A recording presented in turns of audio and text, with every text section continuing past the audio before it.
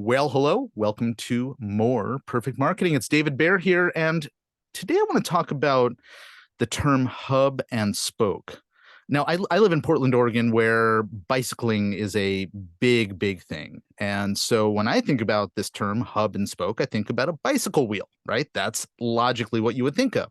Well, it turns out that back in the 1980s, this term, this phrase was co-opted by the airline industry. And if you are familiar with the way that airlines operate, right, many of them concentrate their business around certain airports. I remember, I grew up in the Northeast. Newark Airport was a hub for a now defunct airline called Continental, and I used to fly that all the time, right?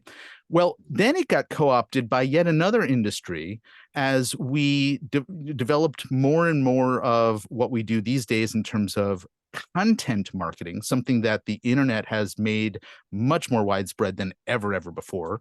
We could talk about Robert Collier and his precursor to today's content marketing back in the early part of the 20th century, but that's a podcast for another day. So instead, we're going to talk about how content exists in the world today online using this hub and spoke model. Now, I'm not a big expert on this topic. Thankfully, though, our guest today is. And so I want to introduce Josh Tapp, who has not only figured this model out and implemented it for himself, but for his clients as well, using a very specific type of medium for the hub of this model. And these spokes, which we'll explain in a moment, if you haven't caught what I'm talking about yet, are really an opportunity to bring people back to that hub over and over again, regardless of where they first discover the content, the business, etc. So, Josh, welcome. Thank you. I'm excited to be here. It was an awesome intro. It's funny. I'm sure your people know this who listen to this. You do a lot of research. It's obvious. I'm one of those lazy hosts where I'm like, send me a few things, I'll look at it, and then we have just a candid conversation. I love that you do your research on this because it makes the conversation so much more engaging. I didn't even know that it was co-opted by the airline industry. Yeah. And it's funny. You sometimes think you're like, oh, I'm being a thought leader. I created this idea. And no, not at all. As I think you probably know, and you probably had guests tell you on your podcast, which we should mention is called The Lucky Titan. Go check it out. There are so many things that are really not original ideas, but yeah. we hear them for the first time in a fresh way from so many people who we respect. And so that's one piece of advice I often give to people is how can you take an existing idea and just put your own little spin on it, and suddenly it feels fresh and new. And so yeah. It's that new opportunity concept, right? I mean, you're a marketer, you know this. Our model is the old school networking model put into a new age, framework is what we would call it. And it's some of the best models in today's world are actually just really old school ones that have been converted into a better framework. I think people get too hung up on, I've got to be a thought leader when people don't even understand what that means. They're just regurgitating Tony Robbins. Oh, excuse me. Should I say that? Should I say that on air? All right. Well, at the expense of trying to stay on task and not going down a rabbit hole, maybe we should talk a little bit about your hub and spoke repurposing of an old concept into something new, and it actually relates to what we're doing right now, which is podcasting. Yeah, absolutely.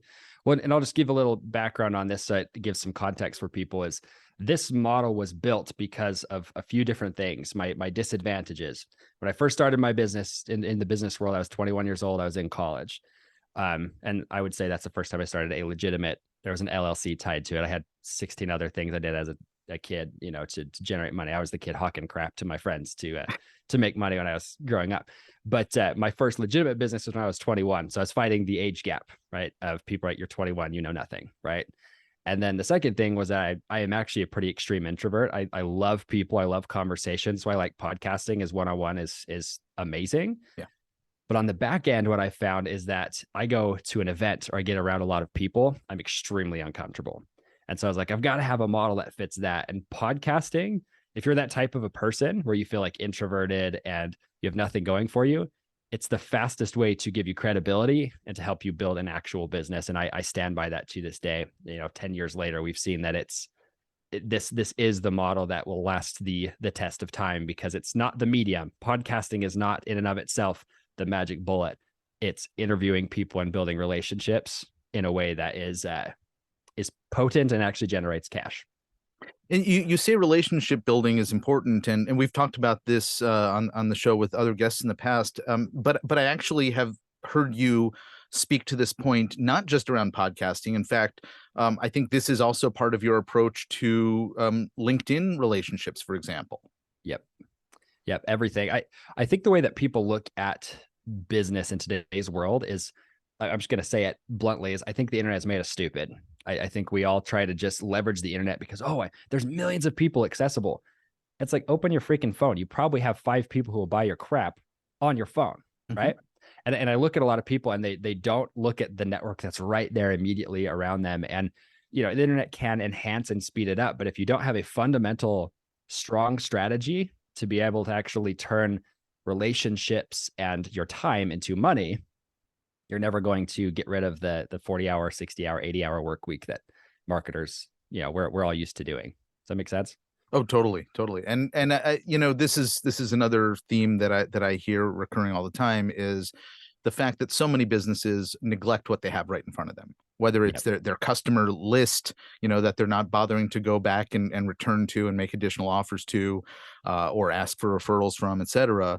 And on and on, right? We have assets that are available to us, but yes, we've gotten really lazy, and because of the way technology sort of is in front of us saying, hey, just, it's democratized, come use me. We tend to default to that a lot more than actually thinking strategically and how are we going to use what we already have to build upon. Right. Well, it's funny. I brought in a sales consultant. She helped me realize this, because I'm the kind of guy, I believe repurposing is how you grow. In today's world, people are trying to create new content and be speaking on 10,000 hours worth of stages and all these different things. And I just laugh at that, going, I could do 1% of that work and get 4 times your results because I leverage the right methodology. And it's not just me. This isn't like Josh is some magically brilliant guru. It's like, I've just taken what other people have done and said, I'm lazy. How do I simplify it? Right. Like, how do I make this as simple as possible? And I look at marketers in particular. I'm going to speak a lot to marketers. So for those of you who are listening who are marketers, or quote unquote identify as marketers, right? If you're a financial advisor, you're actually a marketer more than you know. Yep.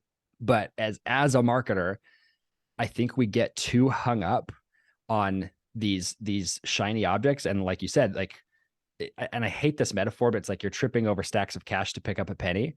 I think it's not just that, but like you're tripping over people and you're kicking people to find that new sale, that new person, because we're in this new shiny object moment, when the truth is you probably have somebody sitting right next to you who is sitting here going, just waiting for you to ask, when can I actually buy your service?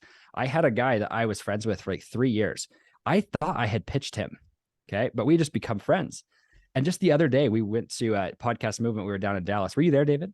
I wasn't, but I heard all about it. Super cool event. Yeah. Yeah, it was an awesome event, and it was extremely controversial and everything, which was funny. But I hung out with him all week, and he leaned over to me. He's like, dude, because he had been sending me referrals all week. Like, we just went down there and talked to people pitching each other services, right? And he came up to me. He's like, dude, why have you never offered me your service? I'll buy it today. And I'm like, I thought I had. And he's like, no, you've never offered it to me. I've been waiting for you to say something. And so he bought it on the spot. And I'm like, oh my gosh, paid for the event, which was cool. But it's one of those things where, like, you almost need somebody to kick you in the pants every once in a while to say, hey, you need to re-up and do this. I have this sales consultant. I started this idea, never finished it earlier. We had a sales consultant who came in. She was extremely expensive. I mean, hundreds of thousands of dollars to bring her in. And she works with our team, but she has trained 2 of our sales guys to every single day when I'm crossing paths with them, they're like, Josh, who's the hot lead today? And I'll just throw them a name that's top of mind. And that alone has generated them enough sales to keep the company scaling, because they don't need a lead source. I'm talking to people all day. I have a list of 4,000 people I've met over the years, that I can Like, oh yeah, there's that person. Oh yeah, there's that person. I just need somebody to activate it in my brain. Yeah. Right. Because I'm tripping over the relationship and kicking people, and then I'm finding the new one. Right. Well, and what you're talking about ultimately is leveraging a system, right? So Right. we can't necessarily individually do all the follow up to all the people we meet and make sure that we're on top of everything that again, piece of technology could help us with.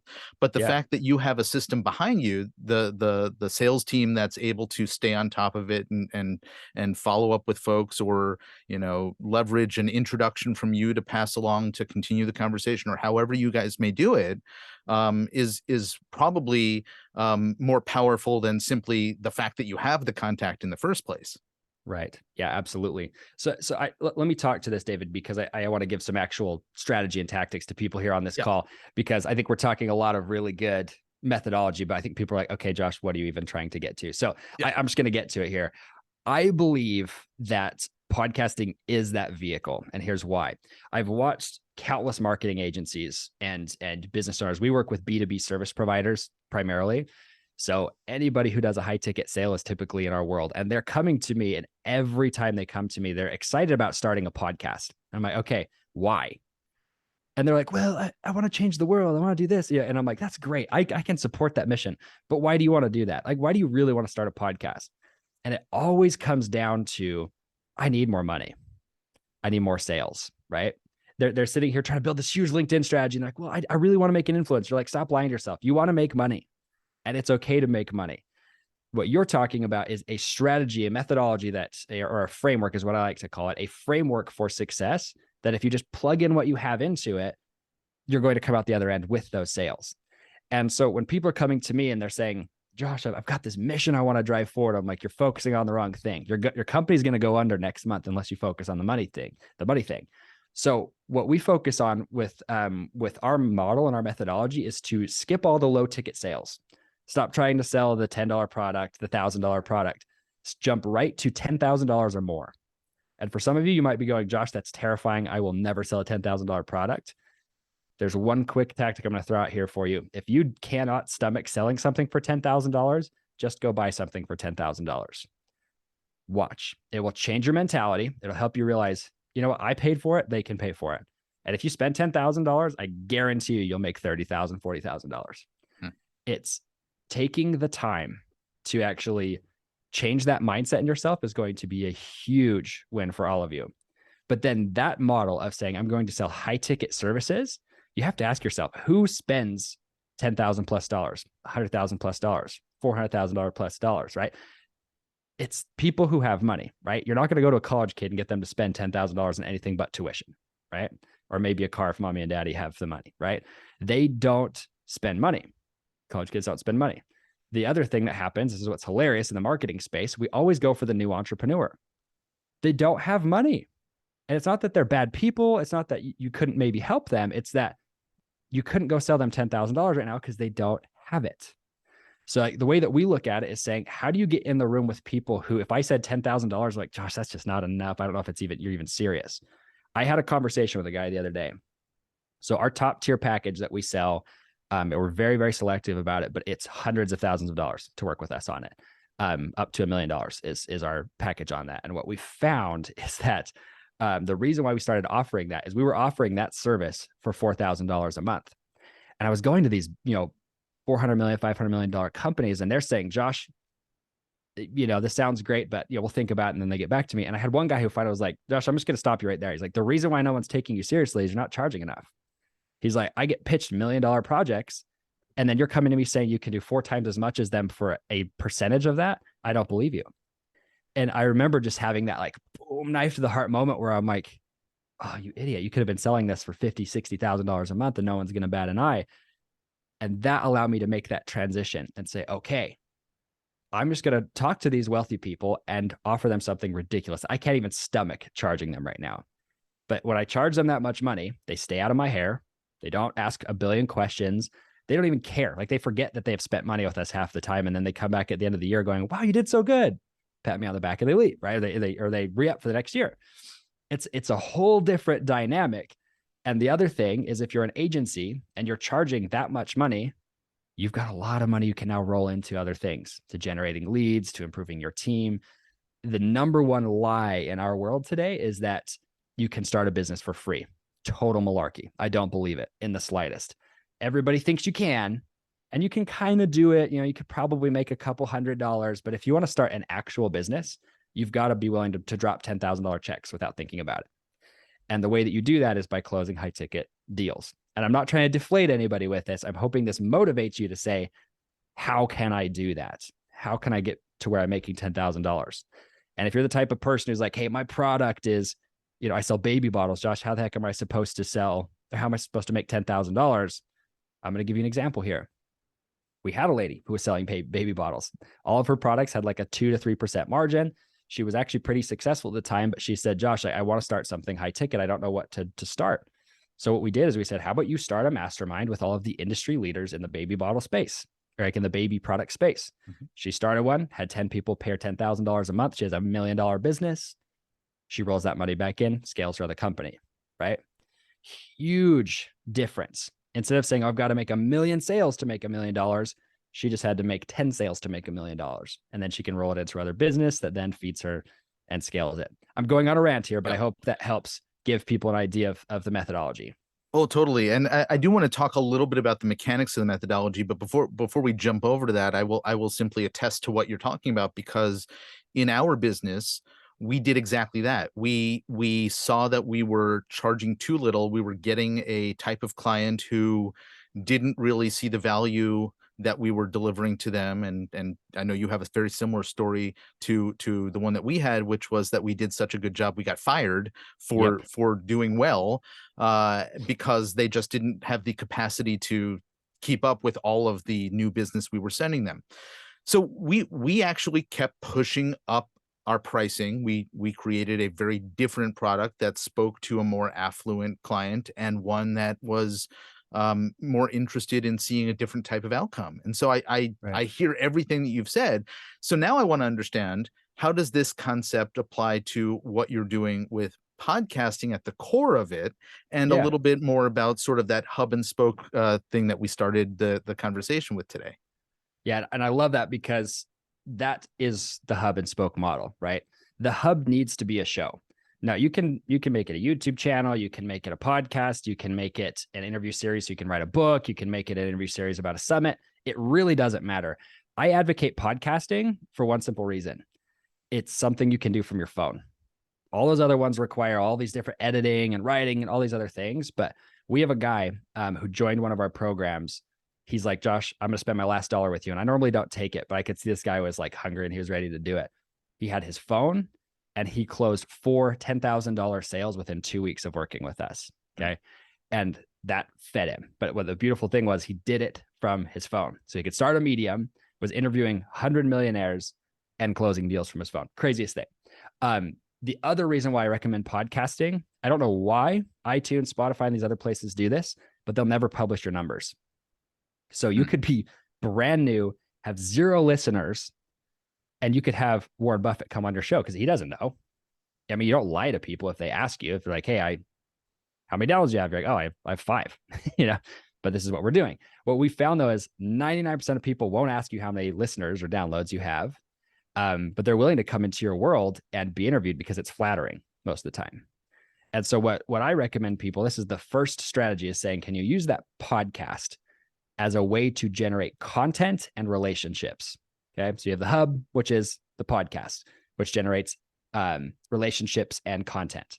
The content can be repurposed and generate you money in a lot of different ways. I don't really want to go down that rabbit hole per se, because it doesn't really align with our conversation, sure. But you can take that content, one episode. What we do is we actually turn one episode into over 30 pieces of content across the internet. So I spend 1 hour, it's a month worth of content. I'm done. Right. But we obviously go above and beyond with that. But then there's a lot of different ways you can monetize that content.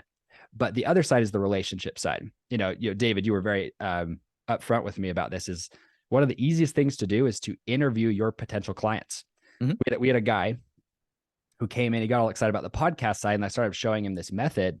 And he runs a $140 million firm, and he only works with 10 clients a year. So he basically helps companies to exit. And he's like, Josh, I weed through 1,000 applications a week to work with us, and I pick the one, right? One a month, right? So, I mean, they're getting tons of leads. But he's like, the problem is it's just so hard to figure out if they're high quality. And I was like, okay, well, we'll interview them, put them on your podcast. So he did 10 interviews and got a client off of it. Okay. Huge difference, right? And I mean, this is a client worth millions of dollars to him. He came to me and was thinking, oh, this will be fun. I'll have a branding activity. But he left realizing, oh, if I leverage the relationships, I can start generating serious amounts of money. So that's number one, right? That's one of the spokes to the wheel. Another spoke that I recommend to people is actually leveraging your show as a lead generation tool. People think that they're going to attract an audience on podcasting. I'm just going to debunk a myth here. Podcasting does not grow you an audience. Podcasting cultivates your existing audience. If you want to grow a podcast, you have to pay to get listeners to come on your show, or to come listen to your show. Mhm. There's no other simple way to do it. Part of what we do at the Pantheon, which is kind of our lower ticket offer it's kind of a done with you program that we do. We actually pool resources so we can buy big bulk campaigns for people to grow their listenership quickly, because otherwise you're going to grow by like 5 listeners a month or something. It's not drastic growth. But I digress. But there's a lot of different ways to monetize that relationship. But another simple way to actually leverage the relationship that you have on a podcast is after your interview, instead of just straight pitching somebody, here's a method I would recommend to everybody, right? So first off, I'm going to say, invite somebody to come on your show, interview them, and then leave 30 minutes at the end to talk to them. And that 30 minutes, instead of just hard pitching them and saying, oh, here's what I do, be the subscriber or the prescribing physician. So I'm just going to give you an example here. Let's just say you go to your local pediatrician that you bring your kids to, and they do, you do your annual checkup. Let's just say you have a heart murmur or something going on in your heart. And this doctor says, hey, I notice you have a heart murmur, but what I'm going to do is, I've done one heart surgery, or I sat in on a heart surgery, and I'm going to give you a heart surgery. And I'll do it for 10% of what the guy down the road is going to do it for.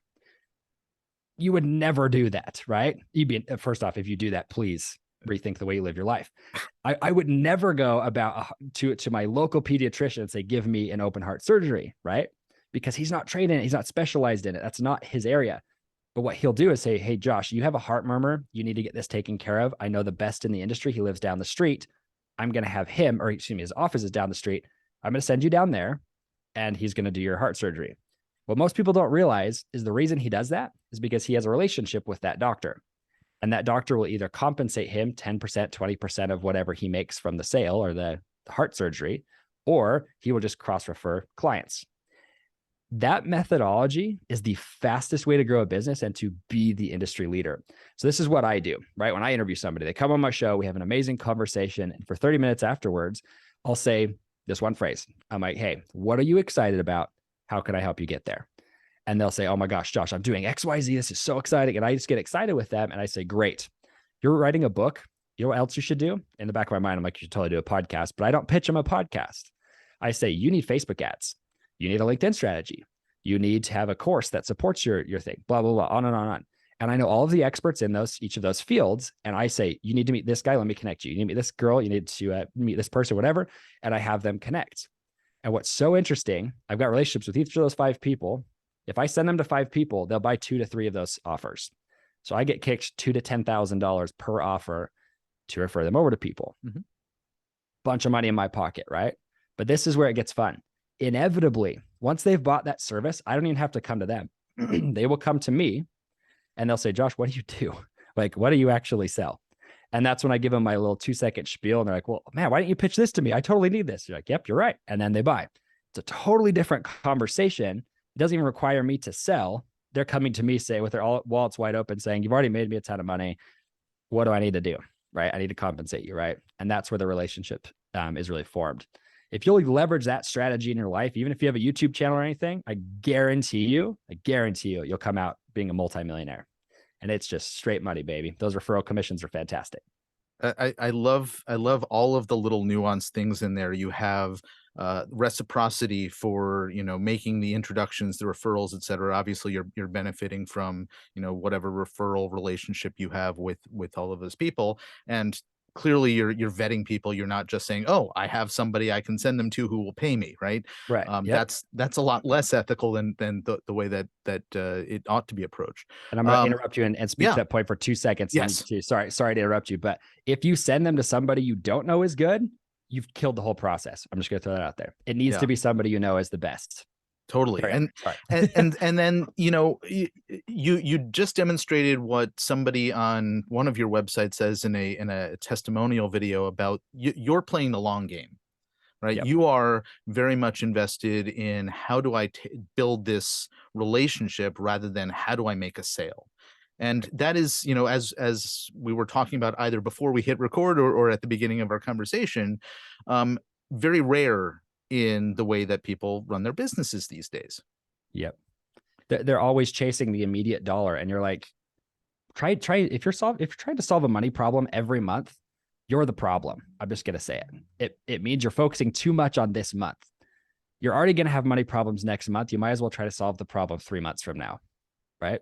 Because in 3 months you're gonna pat yourself on the back and say, wow, you're so smart, you did such a good job 3 months ago, right? Totally. All right. So, this is a system that I've watched you sort of go through how this entire process works. You've Huh? come up with this system after what sounds like a lot of trial and error. And I wonder if you can sort of Yeah. walk us through a little bit of what you've been through to get where you are with this program. Yeah, and I mean that could be like an hour-long conversation, but what I can tell you is it's 10 years and at least $2 million spent on trying to figure out how this system works. I've done it all, right? We've had multiple different companies. I've tried courses, masterminds, agencies, products. We've done it all, right? And every single time there were two problems. I didn't have a big enough list, so like an email list or something, and I didn't have a big enough network. I wasn't swimming with the big fish.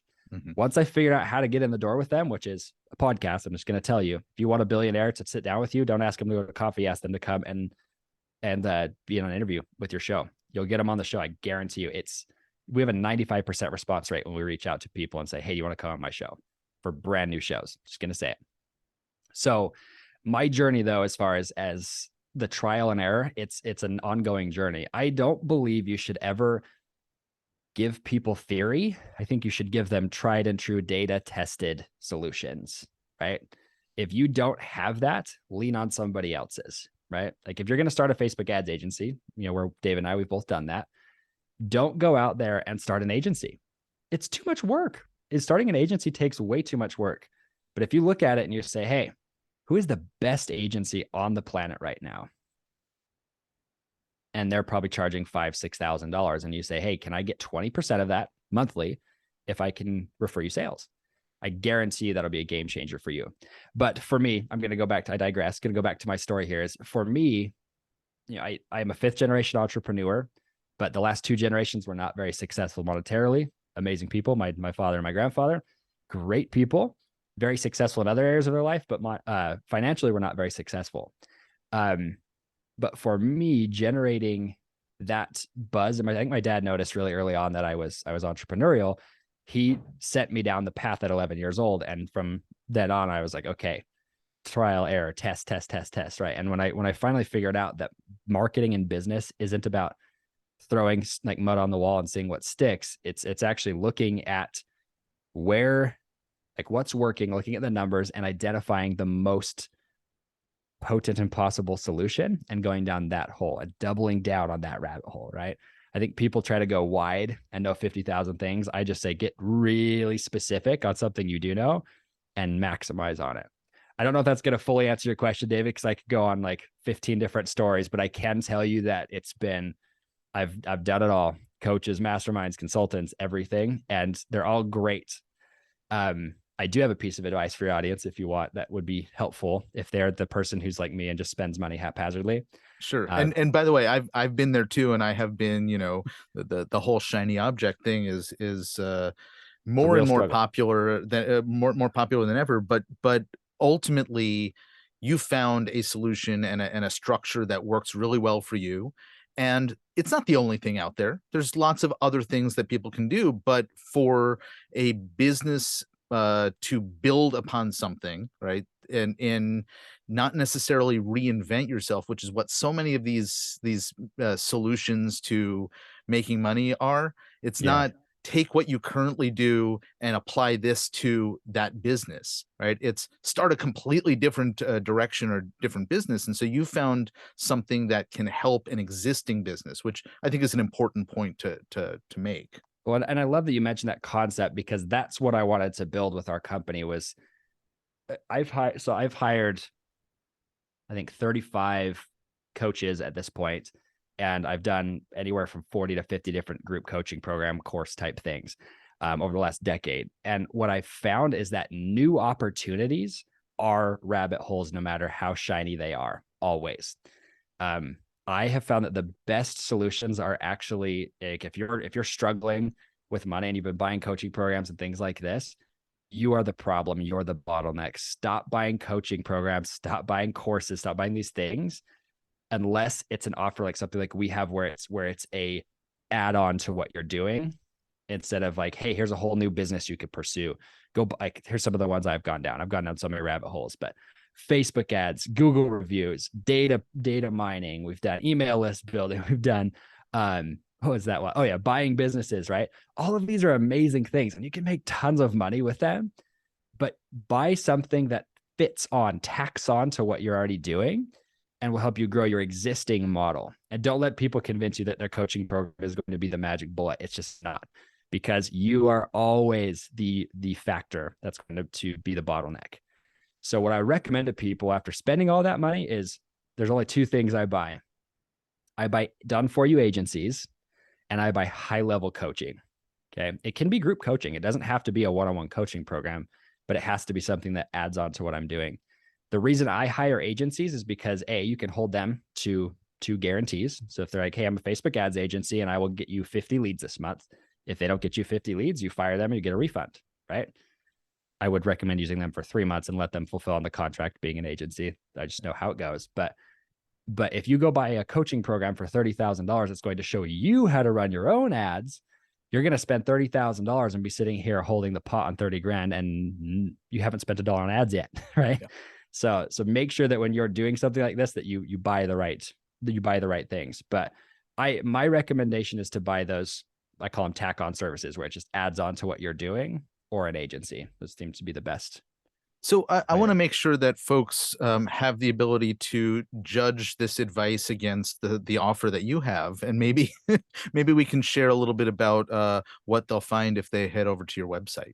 Yeah, absolutely. So we do have an entry point to our world. So, and this is something I'm just going to tell you what our offer is. I'm going to show you the logic behind each of it, and hopefully you can apply this to your own offer as well if you're listening to this. We are a new opportunity offer. Okay, so the way that we look at it is we say, hey, we are going to help you monetize your podcast and scale it. Okay, couple of key points that we use to pitch people and to close the deal. We do not do this as a done for you offer. It's a done with you offer. So we do the marketing. So we take care of the back end. We actually grow your show to 10,000 downloads in 90 days. But then on the front end, we're going to help you and give you the systems so that you can actually implement it directly into what you're doing to start generating cash quickly. I never even announce this, but I'm going to share this with you guys because it helps deconstruct the offer. Our offer for that is $18,000, or it's $1,750 a month. That's what we charge. And it's a high price point, but it's enough that it makes it hurt. Okay. So it makes them have to work. When we have people come into our world, though, my goal is to help them make within 30 days to help them make anywhere from $15,000 to $25,000, because they've basically paid it off in 1 month. And then if they work with me over the course of the year, they're going to be making hundreds of thousands of dollars and have a business, what I call as a media empire, built around a podcast that will, no matter what business they're in, they've got something that's going to generate them money. I never have to worry about money ever again, because I have a network of people. And if I want to launch a baby bottles business, I can look at my list. I can say, who are the key players in that space? I can go talk to them, interview them again, make a couple deals, and we can make a very successful company off of it. And I can take care of my family. That's what we're building, right? So it's called the Pantheon is the offer that we do. But so basically what we do is say, come into our world. We're going to help you make a podcast, show you how to get people on your show that are your ideal clients. And if you're wanting to work with Warren Buffett, let's talk to Warren Buffett. Okay. We start there. We say, who's that client? We work first with you in getting your client to where they need to be. We help you implement a couple of very simple models up front. We basically have a plug and play system where you just change your branding and everything. You've got all the funnels and the system all in place for you. And then you launch it. You generate cash, generate relationships, and then your show grows. And then we show you our final step is to actually show you what we call a budget roll up, which is essentially what we do is we say, take half that money and live off of it, or use it to scale your business, whatever. The other half of that money is specifically for growing the show, because you've built this asset that's so spectacular, but you could be, let's just say you're making $60,000 from your show every month. If you put $30,000 a month into your show, you're going to be growing by 15 to 20,000 new people entering your world who are highly targeted and are going to buy your stuff. It's so crazy to see how quickly you can just incrementally scale this. $1 million business isn't even slightly out of reach in a year's time with a model like this. So that's the model in and of itself. And I hope that helps people understand how to structure an offer, because it's appealing, right? Yeah. It caught my attention. You have videos on your site that I spent the entire time watching, all the way through, because you're very thorough in the way that you explain it, explaining the systems, the benefits of the systems, the psychology behind the systems. And then something else that you do, which is really smart, and we're going to wrap up, so people are going to have to go and discover this for themselves, is you have what Dan Kennedy, I think, refers to as a secondary offer, right? You have your primary offer, which is, hey, if you're interested in our program, opt in here to apply. And if you just want to figure this out on your own, there's another place for you to go. And I think that's a really smart and instructive thing that you've done as well. So thank you. I appreciate that. I want to leave it there, and we'll find opportunity, I hope, to continue this conversation and go down one of those rabbit holes that we avoided today. But if you're interested in learning a little bit more about Josh and the Pantheon method, you can head on over to pantheon.fm, and we will, of course, have the link in the show notes. Absolutely. Hey, Josh Tapp, this has been really, really great. I appreciate you coming on. Well, I appreciate it. I just want to give you guys one little parting piece of guidance here is be a thought leader. Don't be a regurgitator. Be somebody who goes out. David, you nailed this so on the head, is take truth, put it into a framework and sell it as a new opportunity, and just watch. You'll be so successful. Sage advice. Thank you so much. And folks, this has been More Perfect Marketing. I'm certain that there's somebody out there who could benefit from listening to this episode, so I'd appreciate if you'd pass it along to them. Until next time, I'm David Baer, and this is More Perfect Marketing. Take care.